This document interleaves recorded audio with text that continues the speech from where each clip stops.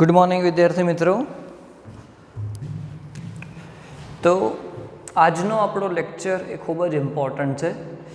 તો શેના માટેનો છે? તો એ આવર્ત કોષ્ટકમાં રહેલા તત્વોની બાહ્યતમ કક્ષામાં રહેલા ઇલેક્ટ્રોન, તેના કારણે તેની ઓક્સિડેશન અવસ્થા કે તે ઇલેક્ટ્રોન મેળવશે કે ઇલેક્ટ્રોન ગુમાવશે, બરાબર, સંયોજન બનાવતી વખતે તેના ઉપરનો આપણો લેક્ચર છે। ઓકે, તો સૌપ્રથમ તો આપણે હેડિંગ લખીએ છીએ કે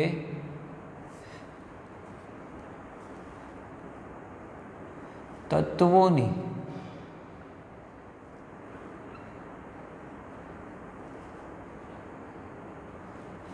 સંયોજકતા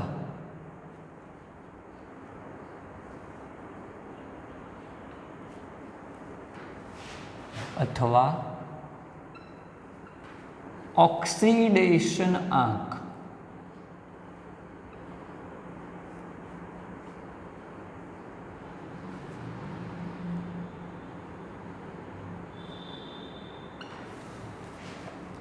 बराबर।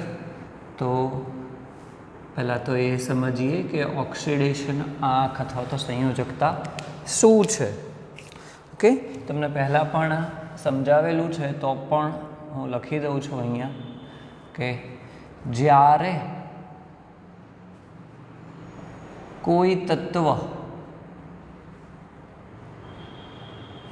इलेक्ट्रॉन मेळवे छे अथवा गुमावे छे,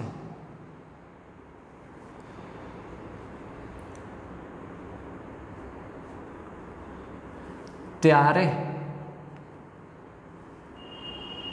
ते तत्व पर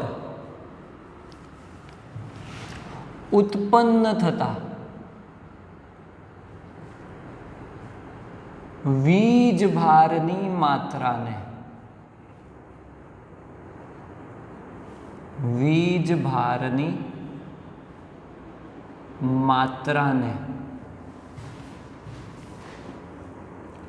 तेनो ऑक्सीडेशन आंक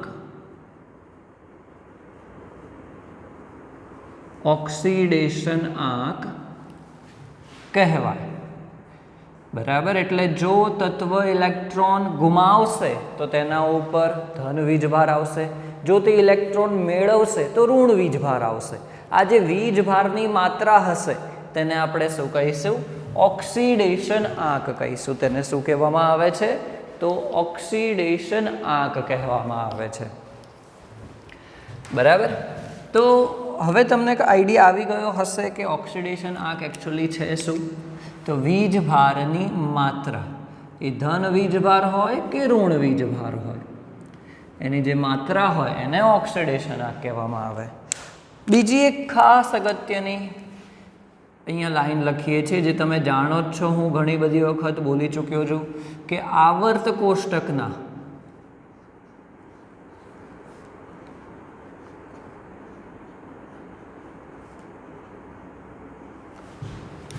दरेक तत्वों आवर्त कोष्टकना दरेक तत्वों 18मा समूह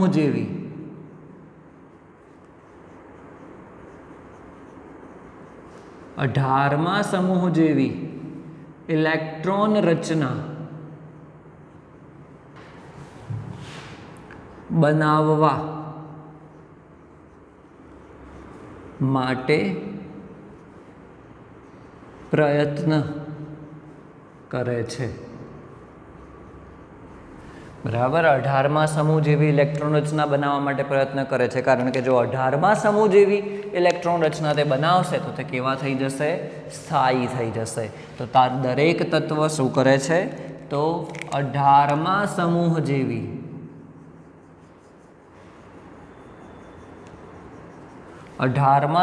जेवी इलेक्ट्रॉन रचना बनावा माटे प्रयत्न करे छे। जे रीते एने इजी रहे ए रीते तत्व पोतानी इलेक्ट्रॉन रचना 18मा समूह जेवी बनावा माटे प्रयत्न करे छे। ओके, तो बेसिकली आपणे हवे अहींया वात करवाना छीए के પહેલો સમૂહ જે છે, બીજો સમૂહ, બરાબર, પહેલો સમૂહ, બીજો સમૂહ, પછી હું ડાયરેક્ટલી લખું છું 13મો સમૂહ. 3 થી જે 12ના સમૂહ છે એમાં ડી વિભાગ આવી જાય છે, એ અલગ એના ગુણધર્મો છે, એ આપણે જોઈશું. પછી 13મો સમૂહ, પછી 14મો સમૂહ, 15મો સમૂહ, 16મો સમૂહ, 17મો સમૂહ, અથવા ને લાસ્ટ લખીએ 18મો સમૂહ. બરાબર. તો પહેલો, બીજો, 13, 14, 15, 16, 17 અને 18 આ સમૂહ લખ્યા છે. હવે જો આપણે બાહ્યતમ કક્ષામાં રહેલા ઇલેક્ટ્રોનની વાત કરીએ, બરાબર, કે બાહ્યતમ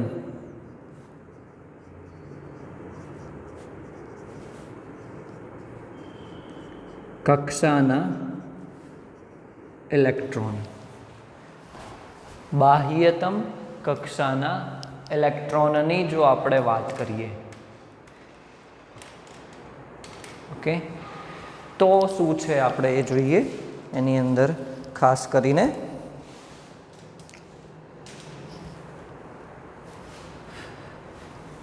તો પ્રથમ સમૂહ છે એની અંદર બાહ્યતમ કક્ષામાં રહેલા ઇલેક્ટ્રોનની સંખ્યા 1 છે. બીજા સમૂહની અંદર બાહ્યતમ કક્ષામાં રહેલી ઇલેક્ટ્રોનની સંખ્યા 2 છે.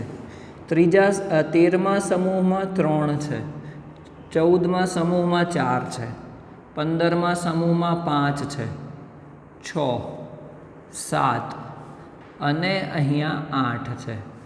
આ છે બાહ્યતમ કક્ષામાં રહેલા ઇલેક્ટ્રોનની સંખ્યા. તો બાહ્યતમ કક્ષામાં પહેલા સમૂહમાં 1 ઇલેક્ટ્રોન છે, બીજા સમૂહમાં 2 ઇલેક્ટ્રોન છે, 13મા સમૂહમાં 3 છે, 14મામાં 4, 15મામાં 5, 16મામાં 6, 17મામાં 7, 18મામાં 8. બરાબર, આપણે લખી તો દીધા, પરંતુ આપણે ચલો અહીંયા બતાવી દઈએ કે ઇલેક્ટ્રોન રચના શું હતી. પહેલા સમૂહની જનરલ NS1 હતી, અહીંયા શું હતી, NS2 હતી. 13મા સમૂહમાં શું હતું, NS2, NP1. 14મામાં NS2, NP2. 15મામાં NS2, NP3. અહીંયા NS2, NP4, NS2, NP5 અને NS2, NP6. તો એ આધારે આપણે જોઈએ તો બાહ્યતમ કક્ષામાં રહેલા ઇલેક્ટ્રોનની સંખ્યા થઈ. હવે 18મો સમૂહ તો કેવો છે, સ્થાયી છે.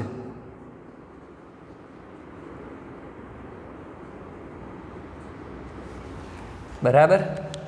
અને અહીંયા હું એક બીજું કોલમ લખું છું અને એ કોલમ હું અહીંયા બતાવું છું, ઓક્સિડેશન આંક.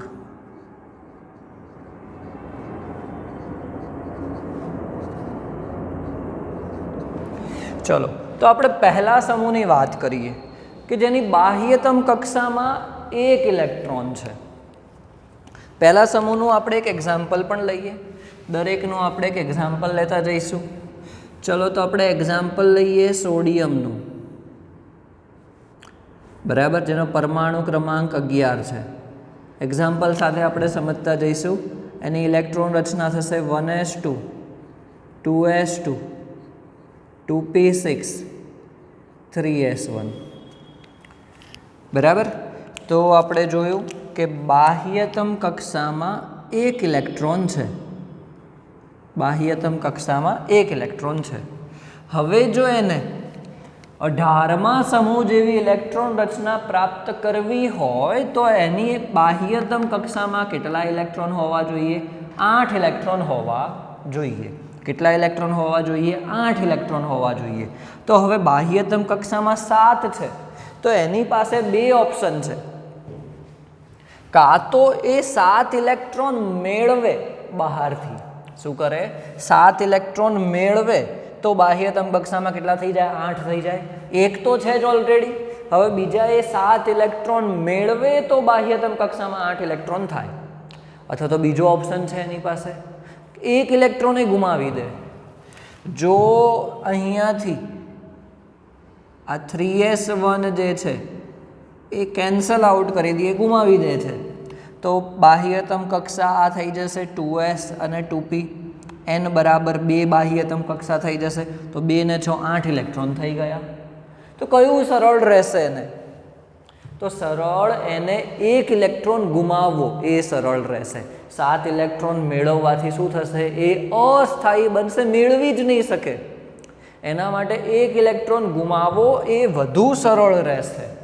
તો આપણે જોયું હતું કે બાહ્યતમ કક્ષામાં એક ઇલેક્ટ્રોન છે, તો એસ વિભાગના તત્વોમાં જોયું હતું કે તે વિદ્યુત ધન એટલે કે ઇલેક્ટ્રોન ગુમાવવાની વૃત્તિ ધરાવે છે. તો કેટલા ઇલેક્ટ્રોન ગુમાવશે? તો એક ઇલેક્ટ્રોન ગુમાવશે. તો એનો ઓક્સિડેશનાંક કેટલો આવશે? +1 આવશે. બીજો કોઈ ઓક્સિડેશન આંક શક્ય નથી. બરાબર કે એના ઉપર વીજભાર કયો આવી શકે? સંયોજન બનાવે તો +1 વીજભાર આવી શકે. એના સિવાય બીજો કોઈ વીજભાર શક્ય નથી. જેમ કે તમે NaCl લખો છો, બરાબર, તો જો એની ઉપર મારે વીજભાર દર્શાવવો હોય તો એને ઉપર +1 આવે, Cl ઉપર -1 આવે. તમે જાણો છો આ વસ્તુ, Na+ અને Cl- આવું તમે લોઅર સ્ટાન્ડર્ડમાં ભણી ગયા છો, પણ એ વખતે નથી ખબર કે તેને ઓક્સિડેશનાંક કહેવામાં આવે છે. બરાબર, આપણે ઓક્સિડેશનાંક શું છે લખ્યું છે. તો સંયોજનમાં વાત કરીએ છીએ, એકલા તત્વોની વાત નથી કરતા. બરાબર, સંયોજનમાં જે પહેલો સમૂહ હશે એ હંમેશા કયો વીજભાર ધરાવશે? તો +1 વીજભાર ધરાવશે. તો એનો ઓક્સિડેશનાંક શું હશે? +1 હશે. બરાબર, ચલો એ જ રીતે બીજો સમૂહ લઈએ, તો એની અંદર આપણે મેગ્નેશિયમ એક્ઝામ્પલ તરીકે લઈએ. તો અહીંયા શું આવશે? 3s2 થઈ જશે. 2s2 2p6 તો રહેશે જ, 1s2. તો બાહ્યતમ કક્ષામાં હવે કેટલા ઇલેક્ટ્રોન છે? તો 2 ઇલેક્ટ્રોન છે. તો હવે 6 ઇલેક્ટ્રોન મેળવવા કરતાં એને 2 ઇલેક્ટ્રોન ગુમાવવા વધારે સરળ રહેશે. 6 ઇલેક્ટ્રોન મેળવવા કરતાં 2 ઇલેક્ટ્રોન ગુમાવવા એને વધારે સરળ રહેશે. તો એના આધારે આપણે કહી શકીએ કે બીજા સમૂહના તત્વો કયો વીજભાર ધરાવશે? તો +2 વીજભાર ધરાવશે. એટલે કે તેનો ઓક્સિડેશનાંક સંયોજનમાં કયો હશે? તો +2 હશે. એના સિવાયનો શક્ય નથી. તમને કોઈ પણ સંયોજન પહેલા સમૂહનું આપેલું હોય તો પહેલા સમૂહના તત્વો ઉપર સંયોજનમાં +1 વીજભાર જ શક્ય છે.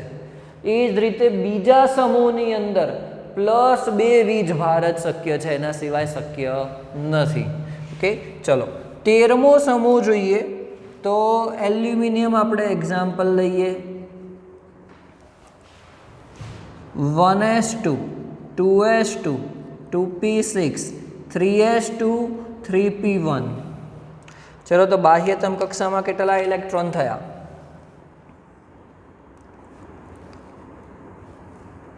3s2 3p1 2 + 1 3 ઇલેક્ટ્રોન થયા બાહ્યતમ કક્ષામાં. હવે 8 ઇલેક્ટ્રોન હોવા જોઈએ. તો 5 મેળવે અથવા તો 3 ગુમાવે. તો એના માટે સરળ તો 3 ગુમાવવા જ રહેશે, 5 મેળવવાના રહેશે નહીં. બરાબર, એટલે યાદ રાખજો કે 13મા સમૂહના જે પણ તત્વો છે એની અંદર પણ કયો વીજભાર હશે? +3 વીજભાર જોવા મળશે. કયો વીજભાર જોવા મળશે? +3 વીજભાર જોવા મળશે. એની સંયોજકતા કહીએ અથવા તો ઓક્સિડેશન આંક. એ જ રીતે 14મા સમૂહની અંદર 4 ઇલેક્ટ્રોન છે. તો હવે એકચ્યુઅલી આ તો મિડલમાં આવી ગયું. કાં તો એ 4 ઇલેક્ટ્રોન મેળવે અથવા તો 4 ઇલેક્ટ્રોન ગુમાવે. કાં તો એ 4 ઇલેક્ટ્રોન મેળવે અથવા તો તે 4 ઇલેક્ટ્રોન ગુમાવે. બરાબર, તો અહીં 2 પ્રકારની પરિસ્થિતિ થાય છે કે આ 4 ઇલેક્ટ્રોન ગુમાવીને તે 18મા સમૂહ જેવી ઇલેક્ટ્રોન રચના પ્રાપ્ત કરે છે, અને 4 ઇલેક્ટ્રોન મેળવીને એટલે કે -4 વીજભાર પણ હોઈ શકે છે. બરાબર. એ સંયોજન ઉપર ડિપેન્ડ કરશે, તત્વ ઉપર ડિપેન્ડ કરશે કે કયું તત્વ છે એ આપણે આગળ ડિટેલમાં જોઈશું. પરંતુ આપણે આ શક્ય ઓક્સિડેશન આંક લખીએ છીએ કે પહેલા સમૂહમાં +1 જ હોય, બીજા સમૂહમાં +2 જ હોય, 13મા સમૂહમાં +3 હોય, 14મા સમૂહમાં +4 પણ હોય ને -4 પણ હોય. એ તત્વ ઉપર ડિપેન્ડ કરશે. 15મા સમૂહમાં 5 છે બાહ્યતમ કક્ષામાં ઇલેક્ટ્રોન, તો કાં તો એ 3 ઇલેક્ટ્રોન મેળવે અથવા 5 ઇલેક્ટ્રોન ગુમાવે. કાં તો એ 3 ઇલેક્ટ્રોન મેળવે અથવા 5 ઇલેક્ટ્રોન ગુમાવે. તો આપણને જનરલી એવું જ લાગે કે 3 ઇલેક્ટ્રોન મેળવવા સરળ હશે. તો વાત સાચી છે. તો એની અંદર -3 વીજભાર ઇલેક્ટ્રોન મેળવશે તો ઋણ વીજભાર આવશે. કેટલા ઇલેક્ટ્રોન મેળવશે તો 3 ઇલેક્ટ્રોન મેળવશે, તો -3 એની ઉપર વીજભાર આવી શકે છે સંયોજનમાં. એ સિવાય ઘણા તત્વો એવા પણ છે કે જેની અંદર તે 5 ઇલેક્ટ્રોન ગુમાવે છે. સંયોજનની અંદર ઘણા તત્વો એવા છે કે 5 ઇલેક્ટ્રોન ગુમાવે છે, તો +5 વીજભાર પણ જોવા મળે છે. આ એવું કંઈક ઓકવર્ડ વસ્તુ છે કે અહીંયા એ 5 ઇલેક્ટ્રોન મેળવતો નથી પણ 5 ઇલેક્ટ્રોન ગુમાવી શકે છે. બરાબર, 5 ઇલેક્ટ્રોન મેળવતો નથી પણ 5 ઇલેક્ટ્રોન ગુમાવી શકે છે. એ વસ્તુ એક સમજવા જેવી છે અને યાદ રાખવાની છે. બરાબર. ચલો 16મા સમૂહની વાત કરીએ તો સેમ વસ્તુ છે કે એને 18મા સમૂહની ઇલેક્ટ્રોન રચના પ્રાપ્ત કરવા માટે 6 તો છે જ, એટલે 2 જ જોઈએ છે. તો 2 મેળવવા એના માટે સરળ રહેશે. તો એના ઉપર 2 ઇલેક્ટ્રોન મેળવે તો -2 વીજભાર આવે, -2 ઓક્સિડેશન આંક થાય. એ સિવાય બીજી એક વસ્તુ થઈ કે તે 6 ઇલેક્ટ્રોન ગુમાવી પણ શકે છે. એવા પણ સંયોજન છે. દરેક તત્વો નહીં પણ એમાંથી અમુક તત્વો 16મા સમૂહના એ 6 ઇલેક્ટ્રોન ગુમાવી પણ શકે છે, એટલે એના ઉપર +6 વીજભાર પણ હોઈ શકે છે. એ જ રીતે 17મા સમૂહના તત્વો છે, એને એક જ ઇલેક્ટ્રોન જોઈએ છે. તો 1 ઇલેક્ટ્રોન મેળવશે તો કયો વીજભાર આવશે? -1. અને બીજી એક થોડી અપવાદની વાત એ પણ છે કે તે 7 ઇલેક્ટ્રોન ગુમાવી શકે છે. બાહ્યતમ કક્ષાના જેટલા ઇલેક્ટ્રોન છે 7 ગુમાવી શકે છે. તો એના ઉપર +7 વીજભાર પણ આવી શકે છે. બરાબર, યાદ રાખજો આ જે વસ્તુ છે એક સ્પેસિફિકલી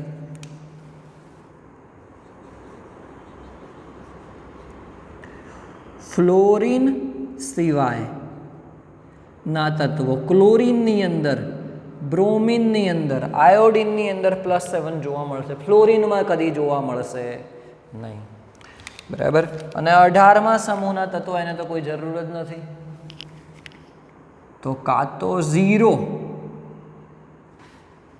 બરાબર, અથવા તો પછી 8 ઇલેક્ટ્રોન ગુમાવે તે, તો +8 વીજભાર. ઓકે, જે શક્ય નથી.